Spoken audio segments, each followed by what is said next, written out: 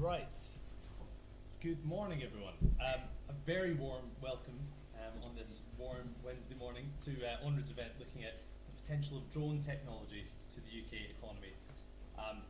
Our panel event today is being held in partnership with BT, who have got a report out just last week, and thank you to them for hosting this today. I'm Alan Nixon, Head of Science Technology here at Onward. I'm delighted to be joined by our panellists this morning who bring together a wealth of knowledge and experience in drone technology, not only drone technology itself, but also public policy innovations needed to realise drone technology across the economy. To my left, we have Minister for Transport, Jessie Norman, and also to my left, we have Vicky Murdy, the Future Flight Challenge Innovation Lead at UKRI. To my right, Annalise Scalieras, CEO of RPAS, who are the trade body representing the drone industry. And to my far right, we have Dave Pankhurst, Director of Drones at BT. Now, you could be forgiven for thinking drones are the reserve of tech geeks and only niche applications perhaps, and things like drone shows, and the Queen's Jubilee or King's coronations we saw earlier this year. However, drones are set to have huge impact on our economy across logistics, manufacturing, agriculture, private sector, public sector. And the drone sector alone is predicted to save UK businesses an estimated £22 billion a year by 2030. Drones featured heavily in Patrick Vallance's review of tech regulation earlier this year, and the government is committed to coming forward with a future flight plan by the end of the year. There are, however, many challenges, not least getting the regulatory environment right in order to ensure that regulation of this is pro-innovation but also safe.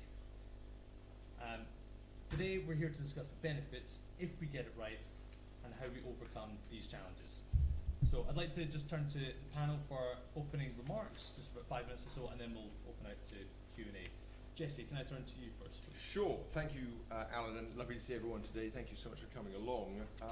Well, look, I don't think anyone doubts that drones is an incredibly interesting, exciting technology, and of course, I don't think we think quite of drones as, at the full scale yet that we would either want anything like in the way in which they're developed at any scale, but I did notice today that quite an interesting piece in one of the largest newspapers about the way in which essentially drone taxis are going to be used in major cities and how that's developing. We're at the opposite end of that today. We're thinking about commercial applications, industrial uses in the public sector, and staggering amounts of potential there, as I think you know. And Patrick Vallance's report absolutely highlighted this and encouraged us to kind of lean into this and accelerate to the extent we possibly could. I had the great pleasure of attending the first meeting of the Future of Flight industry group, which is chaired by my colleague Charlotte Veer, and that was a fascinating insight into some of the different technologies and different players who are coming into play thinking about this space and how it integrates into a wider kind of digitized aviation world. And I was excited and interested by that. And I do think, I don't know if you've seen, but there's a strategic framework already out there called Flight Path to the Future. They're very keen on these flight documents.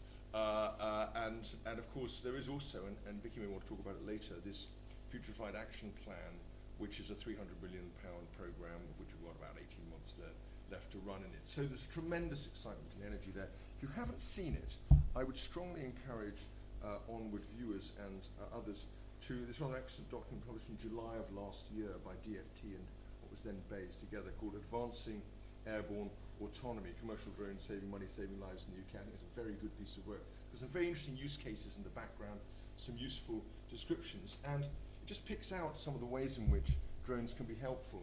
I hope we're going to talk about the commercial aspects and of course the levels of innovation we're seeing in the different applications. But see in the public sector, staggering amounts of value in surveying, assessing infrastructure, communications, offshore platforms, assessment, high spaces in areas where it might be difficult to get human beings at the relevant, at sensible cost. And I think all of those are tremendously good opportunities. And then, of course, there are fascinating applications going on through the Post Office and others.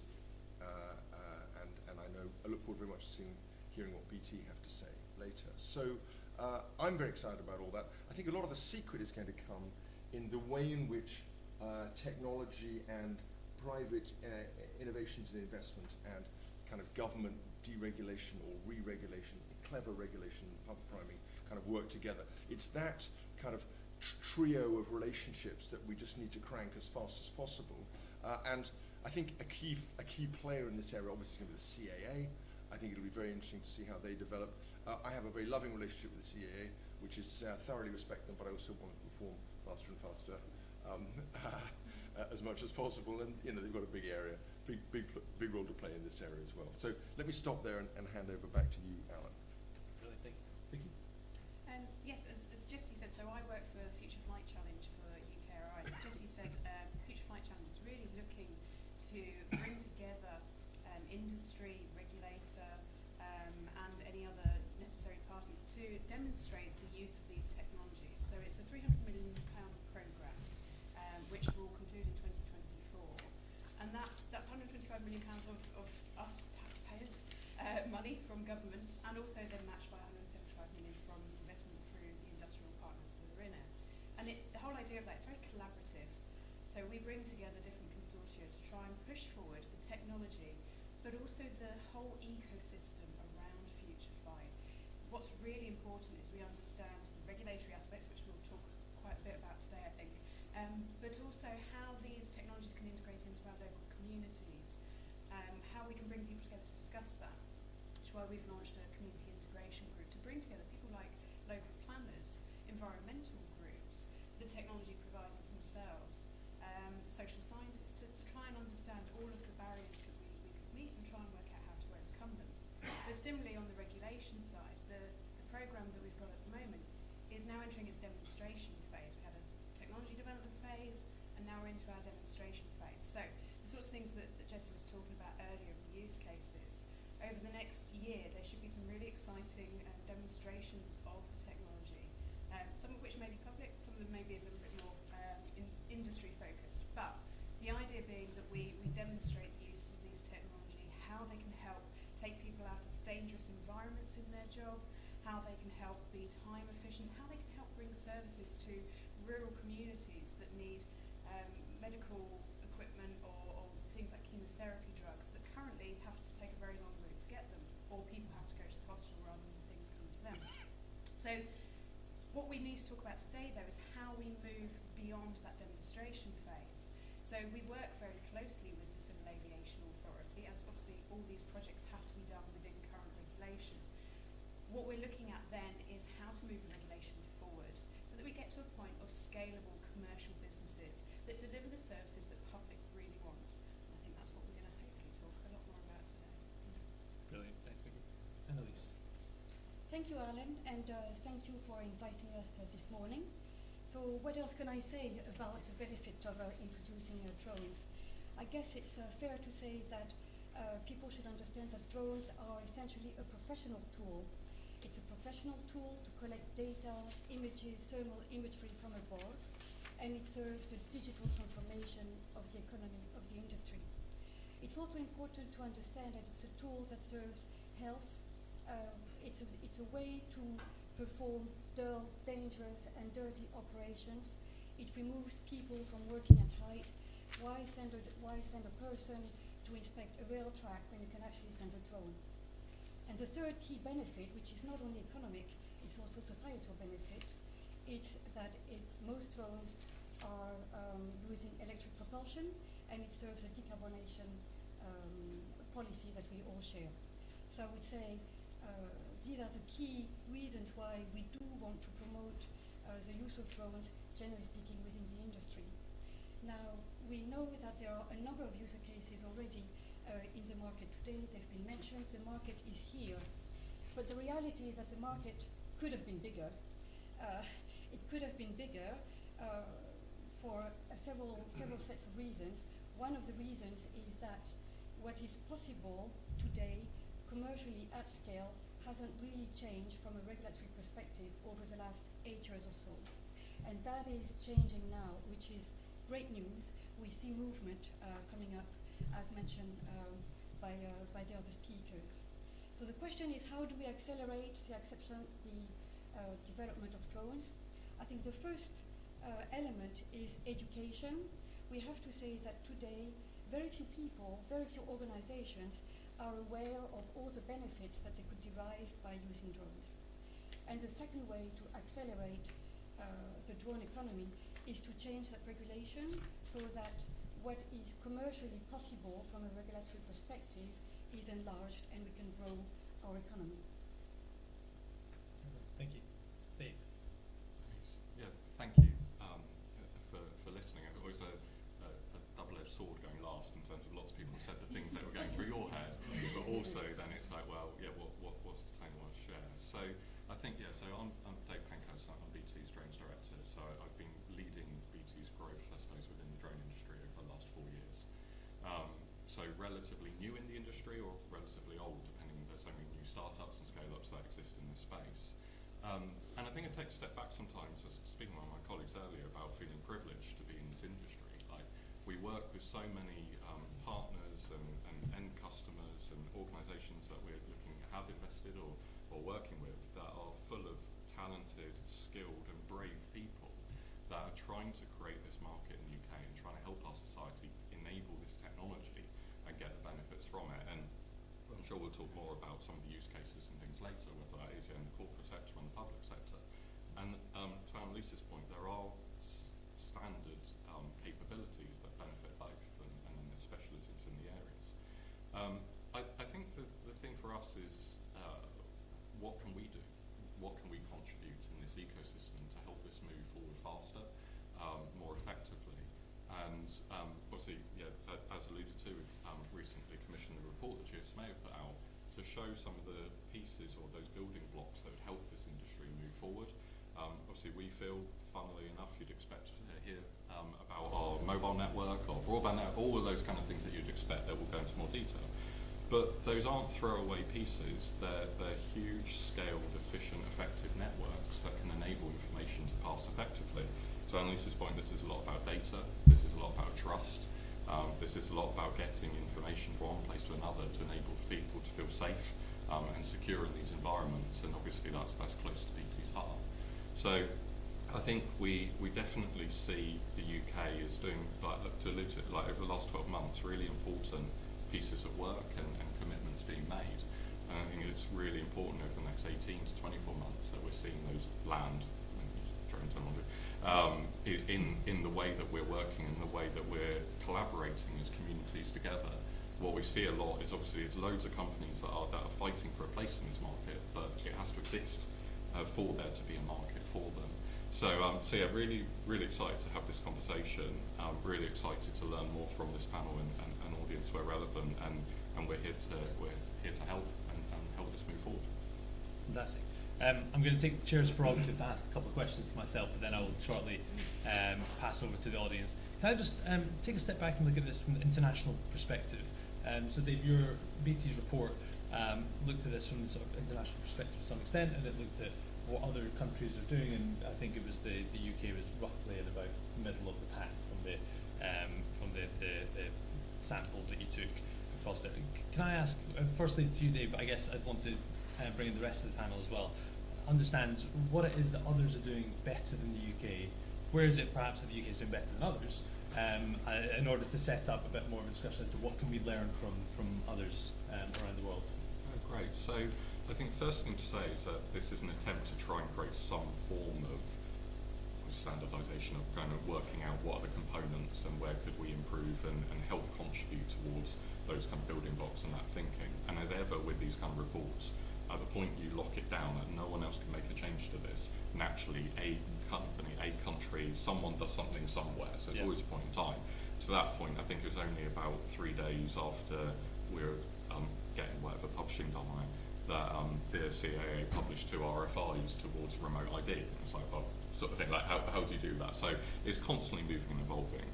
To directly answer your question, other countries, different maybe motivations or kind of putting their arms around innovation or feeling closer towards it. That innovation isn't a distraction or a sort of a thing that we'll get to, but is part of the culture of an organisation across it. So whether that be, obviously we work with a number of different regulators for different purposes, but we saw as an example at the start of this year, Ofcom enabling the licensing of cellular airspace, which when I speak with some of my peers in telcos internationally, that's envious of that we've enabled that to happen. So whereas on other side, potentially we're not as far ahead in terms of our thinking maybe around UTM and some of the building blocks there and how to bring some of these things together. So there's always pluses and minuses in different spaces. That's Annalise. Yes, so I read the BT report and I thought it was fascinating. I think it's a cycle and the future starts now. So let's not spend too much time over the past and let's just look forward. I think the UK has all the capabilities to be a leader in that area. I think it's important to be broadly aligned with what's happening on the international stage to make sure that the industrial capabilities find an export market, because it's a global market. There is no way you can survive on just the UK market. So it's important to check what's happening out there and innovate and at the same time sort of align. And I think we have all the capabilities and the movements that we have seen with the Future Flight Challenge have really helped take the industry up several notch in terms of moving towards industrialization. So I'm pretty confident that if we work together, within 12 to 18 months we can deliver a significant way forward for the industry. Vicky, anything to add to that? Yeah, reading the report, I think one of the things that stood out to me is that great to actually get a sort of nice benchmark actually across different countries and things. I thought it was really good report for that point of view. We obviously do look at what's happening in other countries and try and see have we got counterparts to work with in other nations that are trying to achieve similar things. I think what we've got with Future Flight Challenge, we sometimes find slightly different to other countries because we're looking at eVTOLs within the challenge as well and electric regional, which some countries are picking off different parts because they may have interest in one technology versus another. But what was interesting in there is that a lot of the countries that are further ahead in the report's view and a regulatory point of view, it's because they're part of Europe and part of the U-space concept within Europe. Now, the UK CEA have chosen not to go down that route particularly, but that's partly because we think that in this country, or they think, I should say, I don't work for the CEA, they think that in this country actually that would limit us longer term. So it's interesting actually because the U-space UTM system that they're looking at in Europe is effectively a form of segregation. Whereas they're looking at how do we actually answer the bigger question here in the UK about fully integrated airspace. And I think that will longer term open up more opportunities for us. It's just that at the moment we need to continually be moving that discussion forward. So what is our UTM framework? How are we going to do that? What are all the technologies that will allow that and the data that will allow that integrated airspace to be realised so that we actually do get that full benefit of the slightly broader ambition rather than the sort of perhaps quicker but slightly more limited implementation in other countries. So, and I think I'm aware that the other countries are sometimes looking at what we're doing here to actually then see, okay, so if we crack that problem, can they then do something similar? And as Annalise said, interoperability is really important there. You don't want to lock in technologies and needs and things in one country that make it impossible for people to operate in multiple countries. There needs to be enough harmonisation, but at the same time we can all take slightly different slants on things as long as we're cognizant of the fact that we don't want something that's over constraining for people that do operate in other countries. It should be that there's an easy movement between the different countries, even with a slightly different approach. Jesse? It's a really interesting conversation. I don't think we should actually get into this without saying one thing, which is, look, there's a lot of drones being used in Europe at the moment for military purposes. Not the thing we're talking about today, but we have to acknowledge the astounding amount of change and the astonishing heroism and capability that's been developed there. And I just, it would be odd to have a conversation about civilian drones and not just mention that.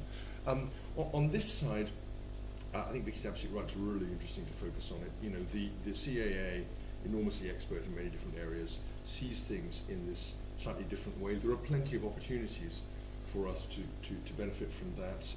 If you look at the parallel example, we've just laid no one's noticed it particularly, we've just laid the zero emission vehicle regulations, which are ahead of the EU in the way we think about battery electric vehicles, electrification of our charging networks. That's going to unleash £6 billion worth of private sector investment. So there are all kinds of different ways in which regulatory enablement potentially confers competitive advantage, and we should think about that. Now, from the UK's standpoint, I'm not at all persuaded that I think we're in a very good place, as has been mentioned, but I do also think that there are mixed blessings to being a first mover in this area, and we're talking about very congested airspace.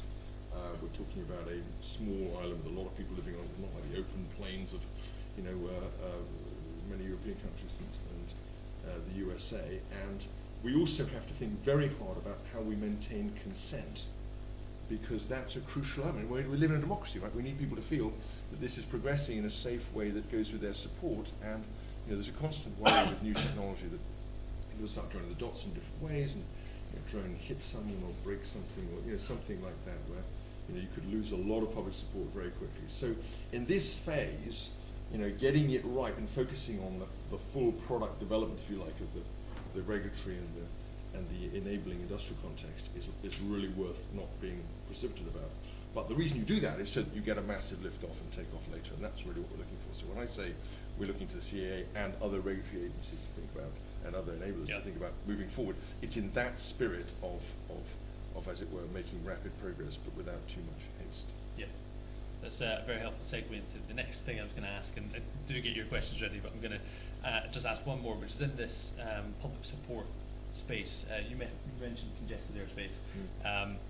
We are definitely going to have some sort of like a conversation to some extent. I think, Vicky, you mentioned this as well. I'd love to get just a little bit more thoughts as to what we need to do in order to help build this public support now, assuming that we get to the point where drones are far more deployed across the economy, across society as well. Vicky, can I turn to you first? Yeah, I was just about to offer to take that one. So first is to really understand, there's the technical side, there's the airspace piece, and when we talk about having congested airspace, we do have controlled airspace that is fairly congested in this country, but a lot of the operations we're talking about actually are in uncontrolled airspace, where actually it's more that we do have a busier airspace in that regard to some other nations, because we have a very active leisure and hobby scene in aviation, and we need to make sure that we're taking all airspace users' needs into consideration when we're looking at how we share our airspace, how people access it, how people use it together.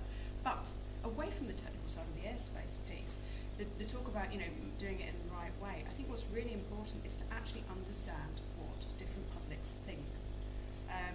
We can make assumptions. There have been some studies. There was a piece in the BT report that looked at attitudes of people, but actually comprehensively understanding what different publics, different groups really think about these technologies. Do they even understand what these technologies are? Do they understand what services it can bring, but also what some of the disbenefits could be for different user, non-user communities?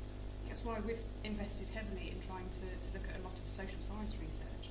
We believe this is an opportunity to actually develop that understanding alongside developing the technology, because there is a bit of a history of technology developments being sort of launched into market without people actually understanding what different people think. Now, the people who want to use the drones in their commercial businesses, we can work on that piece quite easily through industry, but trying to have conversations with publics can be a lot more challenging. So we've got a social science research director, Professor Fer Nelson Baker at Birmingham University, and a whole team of people doing social science work, because actually that really helps inform that dialogue piece about how we understand people's concerns, sometimes addressing those concerns directly if it's a misunderstanding, but also taking the concerns that we haven't thought about as an industry into consideration so that we can design concerns out and we can meet people's needs without worrying about it.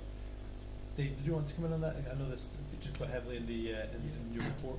Yeah, just quick. I suppose there was a exercise done as part of this report, but maybe if I also go back to another one we did within one of the previous stages of one of the future flight ones, where there were some statistics for kind of about 2,000 people, I think, across the UK, and it was something towards about 40–50%, if I remember rightly, of people, members of the public that didn't even understand that drones as such was a regulated concept. They didn't actually appreciate that actually there is already a lot of regulation in airspace. place all those drone codes and other pieces going on there to try and help us move. Then when people do understand that, then there is absolute public support, 70–80%, in terms of when they understand the purpose, whether that is in the public good aspect or corporate. But I think that there is going to be a reality point as to what's the right amount of information the ecosystem needs to share with the public and not at what stage. Yeah. And absolutely whether that's around helping them understand more about the technology, the purpose, the benefit. But also in life, it's similar to, although this is mainly because I was getting annoyed my flight was late the other week, there's apps like Flight Radar and others where you can see and you get a perceptive of, oh, that's an EasyJet flight, that's right, whatever it is. What is the appropriate amount of information that the industry would need to share with people if there is a drone going overhead? They can understand whether that's a hobbyist or a known drone, and those are questions that we need to answer. But I'm sure an organisation like a delivery company wouldn't be overly enamoured with someone knowing that's what their drone is. But do they need to know that that's an approved drone, that it's one that's in the right systems and is understood? So I think there's concepts in reality that we'll have to think about as well in terms of how are people going to trust this when we scale it up as well as the pre-education piece. Alice, did you have anything to add to that? Yeah, what can I say? I agree. There are a number of studies that have been undertaken that demonstrate that the general public, once they understand the use of drones, as discussed, they not only accept it, they embrace it, they find it useful. So I think their concern may not be so much about that use of drones, their concern may be more about the misuse of drones.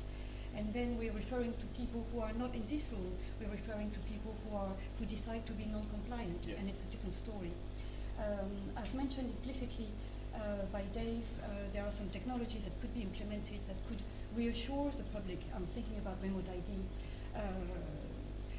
so that people would know that if they spot a drone and they are concerned that maybe it shouldn't be there, that there is a technology where the police forces, for example, could check whether it was relevant use or a misuse. So there are ways to respond to those worries. But again, generally speaking, the general public's perception of the use we've discussed is positive.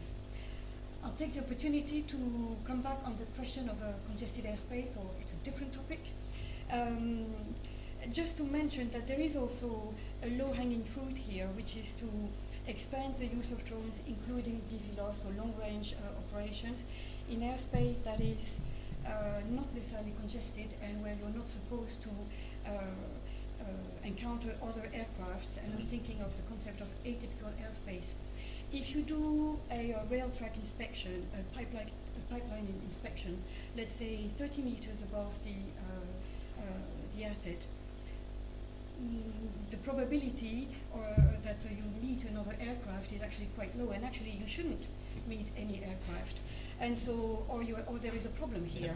Yeah. And so there is way to progress, looking at those specific scenarios where we could do one step forward without solving the bigger challenge of the airspace sharing. Jesse, did you want to make that? Do me just a couple of things. So I think absolutely pushing out all these different use cases is a really good idea. You know, as somebody who comes from a family of pilots, you know, the idea of someone you know, blundering into a drone at 150 feet in their tiger moth doesn't actually fill them with joy, but it's not impossible. I think the point I would make is, look, we're at the outset of a technology. We haven't talked about swarming, we haven't talked about autonomy. There's a whole bunch of different things. Most of the really rich revenue use cases may be in congested airspace areas of different kinds. So at some point we'll have to come to that, even as we peel off the smaller elements. I think the one point is this: like, you have someone delivers something to Ocado, not a problem, right? They just trundle up your street. It's a public space, okay? Someone's flying a drone over your house. That's a completely different thing. Just beaten, all kinds of public norms are getting breached, or you know, are getting assessed by that. Just think of what happens when we someone just puts a helicopter over, you know, Westminster. Everyone spends their entire life doing that. So it is a thing. And I suppose the other point is, just going to Vicky's thing, is of course it's important, the right to survey as much as we could, but it's in the nature of these things that you can't predict how people's reactions are going to be. You know, no one knew we were going to be as fixated on security before the pandemic as it turned, on health, as you know, personal security in that sense. Before the pandemic, as it turned out, we were. So, you know, we need to be really cognizant of the potential just for wildly different reactions from the ones that our surveys might suggest. Yeah, definitely. Right, I'd like to open out to the audience. If anyone's got any questions, please pop your hand up. Who'd like to go first? Yes, sir. Yeah, it's talking here about regulation and education to get the best from commercial growth. But something I'm interested to hear about from the panel is what, if any, opportunities there would be for actually onshoring manufacturing of drones in this country relative to competitors. Brilliant. Annalise, any views on that? Yeah, onshoring of manufacturing. Yeah, so there is actually an industrial base already in the UK. So we do have drone manufacturers, and actually a number of them are part of the Vicky's Future Flight program, and they have both commercial activities today and then further product development, of course. So you may not know them necessarily because they don't compete at the lower end of the spectrum, so they don't compete with drones that you can find at Argos or Currys if you want, but they do compete in the commercial activities that we were referring to in terms of asset inspection, construction, making digital twins, or starting to initiate medical delivery for healthcare services. Dave, did you have anything to add on that? Yeah, I think if you look at the largest drone manufacturers internationally, are absolutely at that smaller scale, although they've been proven more and more with the kind of weight cap at sort of up to 249 grams before more kind of earnest is put on the operator, that drones that are now less than 249 grams are incredibly capable devices that can do brilliant imagery and other things to sort of facilitate a number of those kind of pieces. But what that means then is that organisations, large organisations like DJI and Autel from China, and potentially Skydio from America, are currently enabling their businesses by growing a lot of user base in that sort of space and selling a lot, whilst also looking at the more of the future in terms of those autonomous and remote operations as well, and when the right time is to bring those in. So I think what you have in those large organisations have a cash flow now, essentially, to sort of build their wares and grow for the future. Whereas I think at the moment, I agree with the point, a number of the organisations in the UK are almost building for BV loss versus maybe building for some of the drone adoption that's available today. So I think if it were to happen at scale in the UK, it's almost like finding someone that can do both currently while you're in this sort of regulatory limbo's unfair, but from an investment point of view, they're not sure the path. So I think that is stifling the view of do I invest and how do I do it? But I think we do need to look at it because in terms of the scaled organisations, there isn't an equivalent of a DJI or Skydio that exists from the UK industry at the moment. Fantastic. Vicky, did you have anything to add to that? Yeah, I mean, really, that whole industrialisation scale-up piece for the industry is something, at the moment we've sort of been doing demonstrations. The next thing is trying to move to sort of, broadening that, what you can do commercially. And as we open up the different use cases, the technology will need to keep pace to do that. And therefore, you will reach a point where you do need a supply of different kinds of vehicles to those that are very readily available today in order to perform those services. But, part of that is, yes, where should those things come from? If it's possible to grow the manufacturing base in the UK, I don't think there's a person in this room that would say that that's a bad thing to do. But as with anything, it's a business decision often about the economics being right or the right applications. There are some companies who might, I'm aware of some companies who do manufacture things in the UK, but they don't necessarily manufacture all of the aspects in the UK. They do a lot more of the avionics and the complex control system side, but they might bring in basic parts from elsewhere where there are economies that they can manufacture those particular units for a better cost than they would if they tried to manufacture them in the UK. But I do think, having that conversation about how we achieve that scale up, as we open things up more, that will then become another next step in what we do need to look at. First, let's get flying, get proving that we can keep the regulation, keep moving so that we can do more and more and more with drones, but keeping an eye always to the future and how we can grow different aspects of the business within this country beyond the sort of service and the sort of thought behind how you operate services. Jesse, is there a role for government in ensuring that we've got more onshoring of manufacturing in this space? I think there's a role for government in supporting technology development that might prime commercial development, but I'm not sure that, in the absence of an absolutely compelling proposition of the kind that Vicky's described. It's necessarily a matter. The private market is so energised, there's so much opportunity, there's so much private capital floating around. It would take a very brave person to make a public investment case that involves spending your tax pound, Alan. But maybe that's a disputable proposition. Right. Who else would like to ask a question? Yes. I just wanted to speak a lot about commercial. I just wondered where the panel has seen the biggest opportunities for drones to support the public sector. Yeah, fantastic. Dave, would you like to do that? I love this, essentially. So I think it's because I, as everyone else in the room is a taxpayer, love the idea about that public good and how we can embrace technology in the public sector to make us more efficient and effective. No doubt people have seen during the peak of COVID, essentially in terms of CA approving aspects of medical delivery sort of trials as such in terms of proving out that the capability can support in those environments. But even recently, people may or may not have seen, we provided connectivity services to an organisation called Skyfair and Medical Logistics UK that were proving the ability to transfer goods essentially from one hospital to another. And there are, whether it's that one or other case studies that are happening in that space, evidence to prove that the amount of waste that happens and the lack of a positive outcome where goods are stuck in traffic essentially on our roads, and how you can kind of support that by taking them across the route can help deliver that patient outcome in those scenarios and reduce the cost to serve for the NHS. All the way through to where you have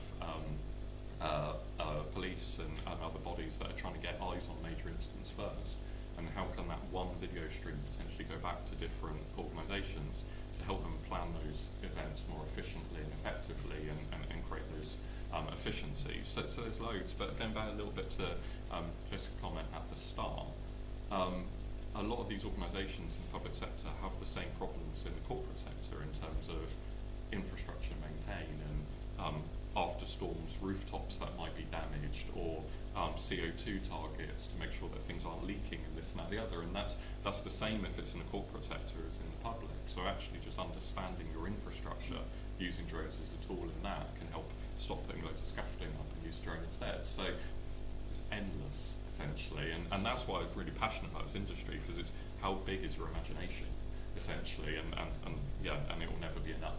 So no, there's loads. Jesse? That's really interesting. So if you think about entrepreneurship as 90% of discovery of a hidden cost, it's not hard to find lots and lots of hidden costs in this sector this area could help with. And of course, surveying infrastructure is one that we've talked about. I've no doubt that in due course, OpenReach might want some drones to be looking up the top of poles, where the alternative is getting a person driving out there, putting up a rig, setting a person up the top and having a look at what's on the top of the pole. So just to take an example of that, the same is true for all of large chunks of our public infrastructure, where we're thinking about the question of whether we use drones now or whether we embed sensors or whether there's some combination of the two that's interesting. I want to make a more philosophical point there, if I may, which is this. Think about what's happening to the cost structure of government. So at the moment, this is a kind of economic law. We started talking about 15 years ago. It's taking a while to kind of embed, but Balmore's cost disease, right? So delivering services is progressively more expensive because of the relative increases in productivity in manufacturing. Now, the public sector is a massive service provider. So things that can cut costs by substituting the delivery of something via a drone, for example, or the surveying of something via a drone, where the alternative is to get a human being to do it, is a massive, massive potential saving. And one way of quantifying this, or thinking about it, is to think about the costs of congestion in on our road system. I used to be a roads minister. I looked at this in detail the other day. The arguments about the cost of congestion range between £800 million a year for the UK to 20 to 40 billion. In other words, no one knows, but it's an enormously large number. So if we can just cut, I'd be perfectly happy to cut 1% of a £40 billion number. I think I would regard that as a perfectly acceptable return for the public sector. So I think there's an enormous opportunity here. Fantastic. Vicky, did you have anything? Yeah, I just wanted to add, so you'd asked about different use cases and things. We've talked about some of them, but through some of our projects, we've obviously seen some of those use cases or had conversations with people around those use cases. The ones that we haven't maybe mentioned today were things like the fire service. So how can they use drones for surveying, but also and rescue scenarios, missing persons. They actually deal, mountain rescue. They deal a lot with missing persons, and drones are far more effective for doing that. Now, you can obviously do some of that today under visual flight rules, but actually being able to extend that and being able to extend the capability to search for people, it's so much more efficient using a drone with a thermal imager on, rather than sending out lots and lots of people to sweep an area. So that's another use case we haven't mentioned. But also, looking at, whilst we talk about the NHS, we talk about there are routine deliveries that we know that in some areas they're looking at, particularly in rural communities. But also the ability to, what can we do with some of this technology when it comes to looking at emergency scenarios? How can we actually use the technology to help in those scenarios? You say there's things like, being able to have a look at an incident, but also being able to maybe send equipment to a location quicker by drone, and as we get into heavier and heavier vehicles, maybe sending more and more things that can rapidly respond to a situation in places. I don't mean heavier vehicles, sorry, I mean heavier capacity vehicles, larger capacity.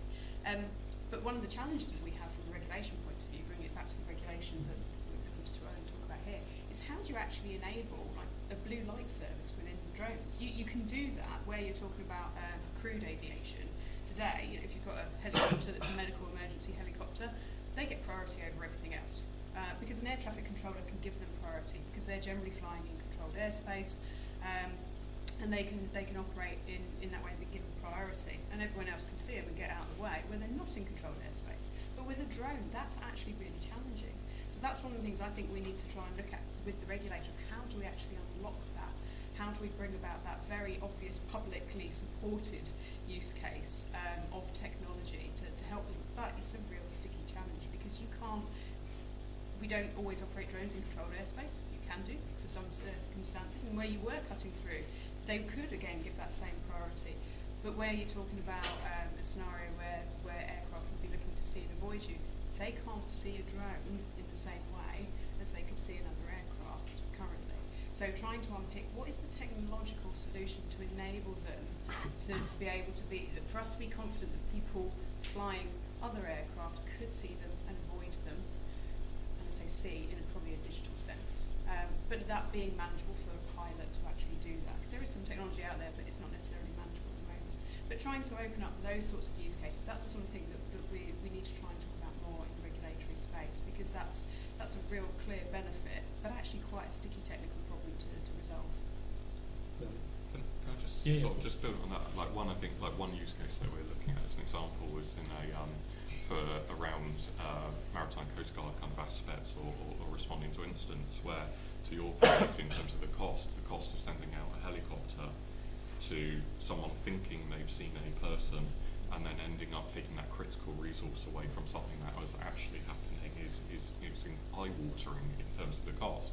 And would there be the opportunity, people may have heard the phrases around either like autonomous drones or automated drone stations or drone boxes, and could they be placed in strategic environments to use that technology to get early eyes on and then use the right resource at the right time to support that.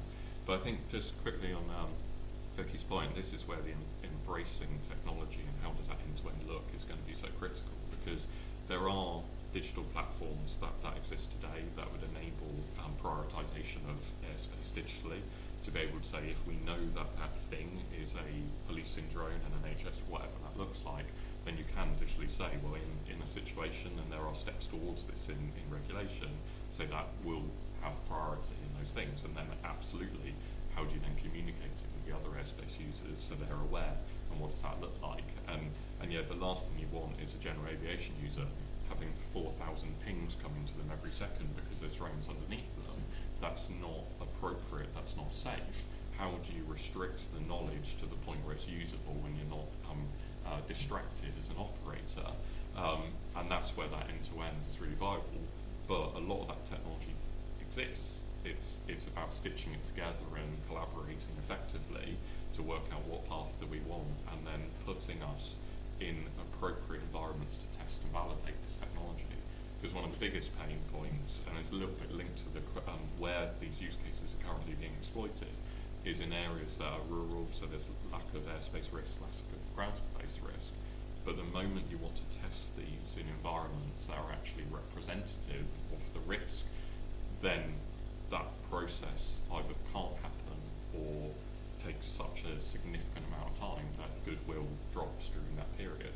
So how do you bring the potential technology in representative environments where you can actually prove it arm in arm with the regulator to build up the evidence or create the standards for this to be true? Otherwise we'll just sit here and we'll have this conversation again in 2 years and 4 years. But by that point, a lot of these companies will have chosen to move out of the UK, and the talent and the skill that I spoke about, and these brave people will have done what those people need to do, which is to go and find somewhere where they can exploit this. So yeah, there's loads of subjects in that one, one, but yeah, I just wanted to build on that because we can unlock some of these things. Fantastic. Thanks, Dave. And any other questions in the audience, please? Yes, lady there. Hi, it's Jen Stanley from Amazon here. I just wanted to ask if you think there's more we can do as a sector to collaborate to educate the public, and if so, how do you see that working? Jesse, do you want to comment? Fascinating question. I really don't have a particularly developed view on that. I suspect you guys have forgotten more about this topic than I'm ever going to learn. I do think there has to be a happy balance in which the public is allowed to become aware of a specialist understanding of risks as well as the benefits over time. And you can't accelerate that too fast because you get some form of reaction. But if you don't do it, then you risk a much bigger reaction when something goes wrong. And let me just give a little example based on what we were just discussing, which is, imagine you have an enabling form of drone regulation. It continues to grows in different ways. There will be non-compliant use, right? There will be non-compliant use. Are we expecting the public to understand the difference between compliant and non-compliant use? You know, when someone's flying a drone, illegally in the wrong airspace, and something goes wrong, I don't have no idea if we'll be able to. If the moment the public doesn't, I would imagine, have little idea about what the difference was or why it mattered, and they probably don't want to care. They just don't want to be kept safe. Like, that's the usual thing. So I do think that's an example. The other worry is very simple, which is, there are enormous potential benefits, but it's just a function of just a normal distribution that as the numbers grow, you're going to get a long tail of things that will go wrong, and that long tail will be higher off the x-axis, and there'll be more of them, and that's going to be where a lot of the red tops and the tabloid press and public concern will focus. You've got to think very hard about, within that wider picture of emerging consent, how we think about it. I don't think it's for politicians to be managing the public reaction or to be managing the press, but just to think about what the implications of that are, because I don't think we've remotely started to come to a proper understanding of what that could be. It applies to lots of different technologies. We find the same thing with connected autonomous vehicles that I'm also responsible for. People don't necessarily understand what they might mean. They don't understand the difference between an assistive technology and a self-driving technology, and there's a whole bunch of different things. And we're entering a world in which there are enormous benefits, but the sheer speed of change is so fast now that we can't necessarily expect social understanding to develop as quickly as we might like, and of course it never has in the past. So it's quite an interesting set of questions that are coming up in the back of what you're asking. Yeah, absolutely. Annalise? Well, thank you for asking the question, because education of the public is very close to our heart. And I have to say, I have a different perspective. I think you are too negative. I think that typically we've seen a tipping point during COVID, for example, where a number of uses of drones and demonstrations were shared with the public, where drones were used to still perform some missions. We mentioned about search and rescue, but also a lot of demonstrations supporting the NHS for medical product deliveries. And our perception, it's a perception, is that the general public's perception has changed over the years, and that people now understand much more than before the benefits of using drones. It's been pretty clear in many user cases that have been shared with the public. So on my end, I feel relatively confident that actually the general public would be more positive about it. And when we conduct surveys, once they understand, they are positive about it. So maybe I'm more of an optimistic person, but that is a perception. Now, in terms of what we do, As mentioned, we try and educate the public as much as possible in terms of the different user cases.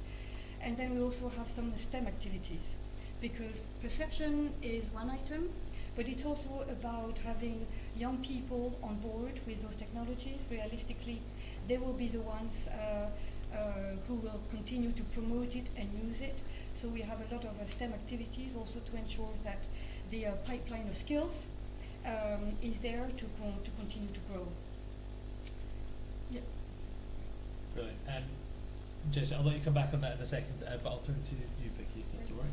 Just a quick one. I think in terms of the public perception piece and public understanding, I have seen that growing. So in the time that I've been working in Challenge in the last few years, we've gone from sort of being widows in the corner a lot of the time as an industry to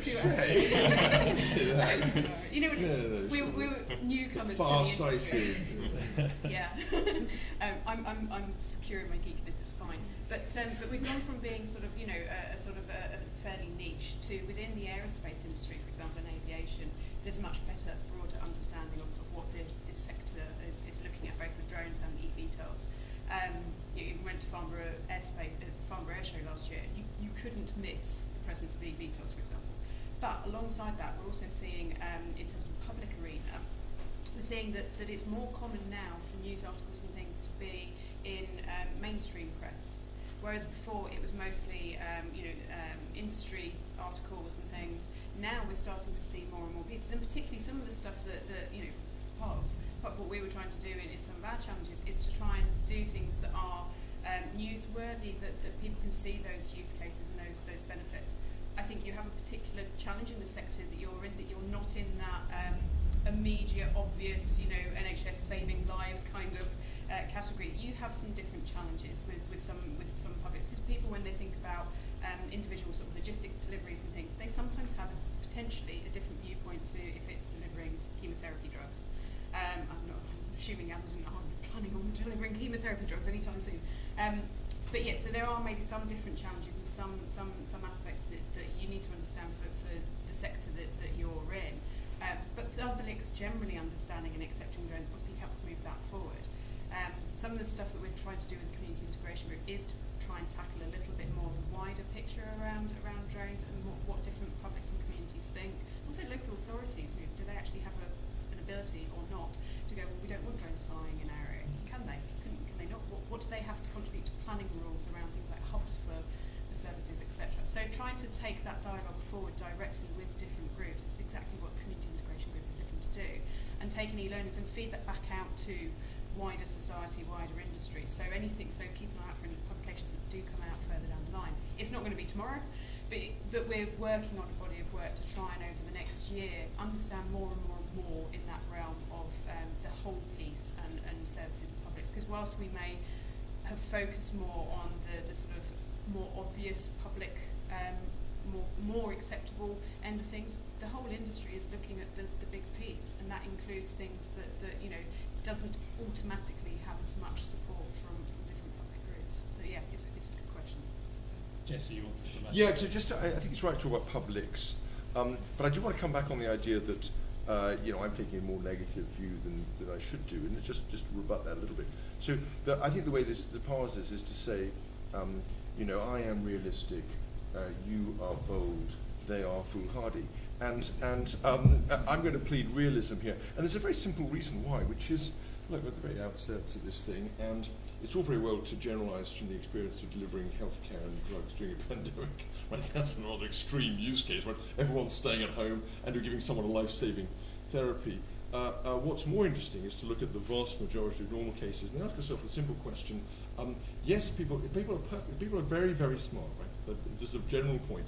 I'm one of those politicians who thinks that human individuals acting and thinking collectively are very smart, and not just in Herefordshire, where they've got pleasing behaviour when it comes to the voting box, but no, and I mean by this, that they're perfectly capable of saying, this is a really good idea, but I really don't like this. We're making we as a society are doing great out of this, but absolutely under no circumstances are we going to have that. And so this holding of two things in their minds, we just don't know. So we're just very tippy-toes. Let's pick all these big use cases off. Let's move forward. But let's continue to be, I would say, not in the middle of the pack, but behind the very bleeding edge of the social innovation side when it comes to making those changes, because public opinion can change very quickly. I'll just give a tiny little example. So a few years ago, there was an enormous amount of joy at the prospect that e-scooters were going to be made available on our roads. I'm not sure people feel quite as strongly and well now as they did.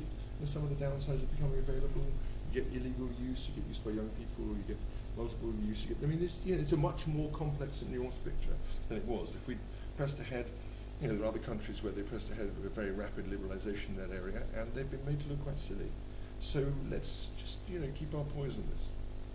Dave, did you want to jump in? Yeah, super quick. I think just building maybe on that, but I think trust is one of the most important things in this. So I know the question was about almost what we can do to educate. I think there's a piece there around the drone industry, drone users and drone adopters, creating as much awareness of what they're doing as possible. As many of you know, we invested in Altitude Angel at the start of this year, and they've got as an example their Drone Assist app, which people can contribute, notify what they're doing, and kind of help create more awareness of what's happening in the airspace. And I think the general population need to feel that this is serious. And I'm not saying that has to be, I'll talk myself out of a job, it doesn't have to be BT, but I think having some understanding that there's the government are looking at this, there's large organisations trying to help create responsible and safe infrastructure to enable this to be true, will start to filter through generally in the way we do it, but that can't be at the cost of all of these startups and scale-ups that are doing amazing things, and it's finding that balance. But I just think trust is going to be so important over the next couple of years, and picking the right battles along the way to enable us to be successful for all of us. Brilliant. I think we've got time for one, perhaps two more questions. Yes, lady there. Is there anyone else? Because we might just get them both in. Lady there, and then gentleman there. I hear lots of descriptions around education as if it's quite obvious, so we just tell the public how good this is and they'll just agree with us. And I think Jesse, you actually touched on it, there's an important question here about, from your perspective, what are the principles that should underlie regulation, underline it, as well as the education, to make sure that you can innovate, the sector can innovate, but the consumers are protected? Because there will be cases of drone technology, as is the case with AI, etc., that will have privacy implications, that will have implications for public safety.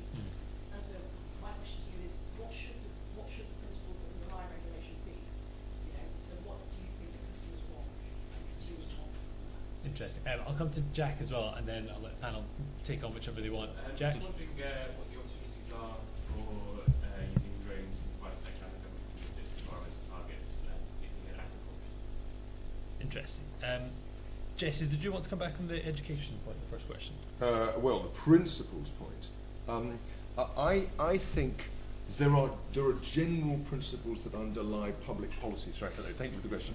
And we're going to end up with some version of those. But of course, a lot's going to depend on the kind of work that we've been hearing about in terms of just specific user analysis and surveying, and a kind of evolved understanding of how different groups emerge. So let's just pick some of those principles. The broad principle I would have thought would be that we should be aiming for a liberal approach overall, because our general view is that market activity delivers greatest good, both social and as it were commercial. I think a second one will be that we should be protective of security and military and other public airspace. A third might be we do not want to allow individual jurisdictions to exercise blocking authority over the use of certain kinds of drone activity. There'll be that kind of set of principles. I'm making them up as I go along. These aren't government policy, of course, but we'll emerge with that. And I think one of the things that the department's quite good at, public transport, is articulating over time what the principles are that it's operating under. Not necessarily something you do at the beginning, but it's something you do as an emerging understanding that comes out of the activity in both the public sector and the private sector over time.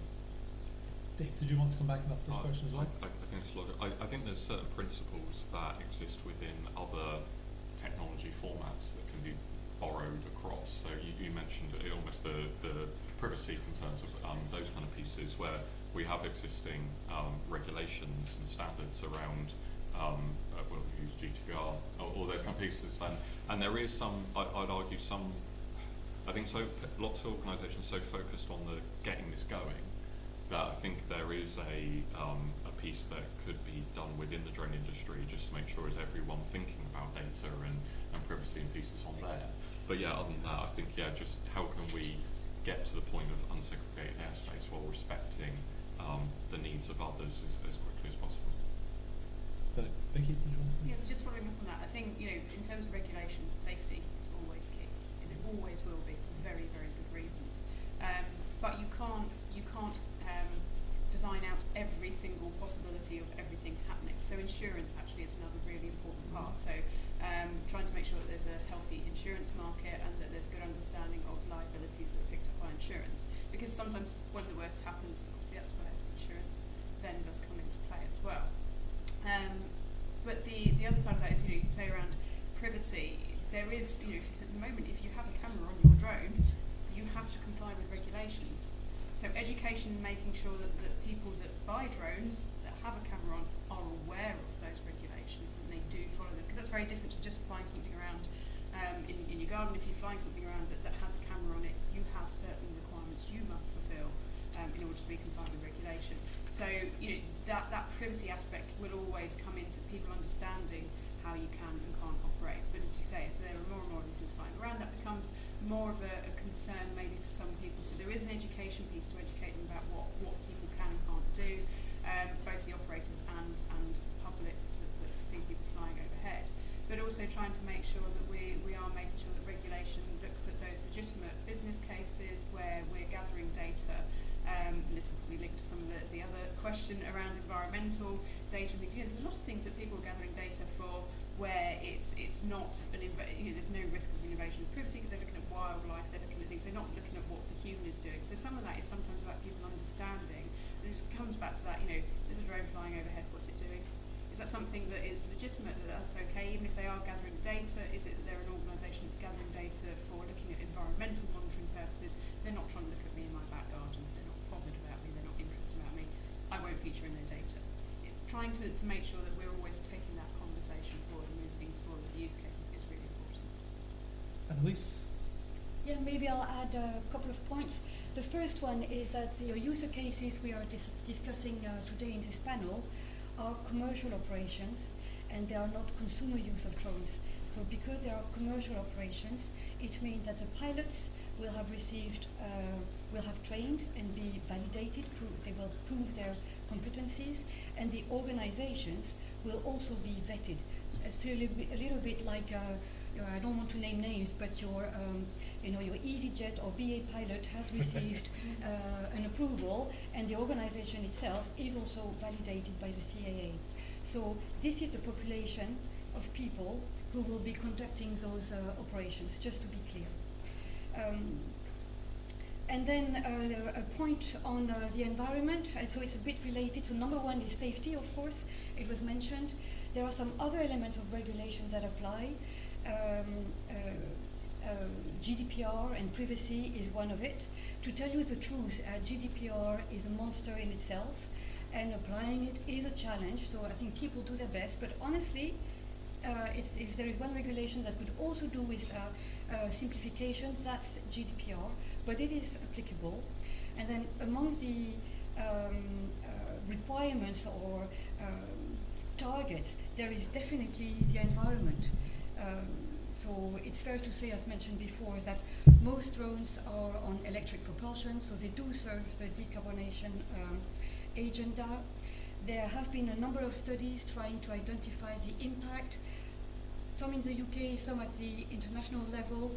To what extent do we have a perfect view on it? I think it's work in progress, but from what I know, all the studies that I have read demonstrate that compared to the alternative, the conventional way of doing things, it is definitely supporting the CO2 reduction journey.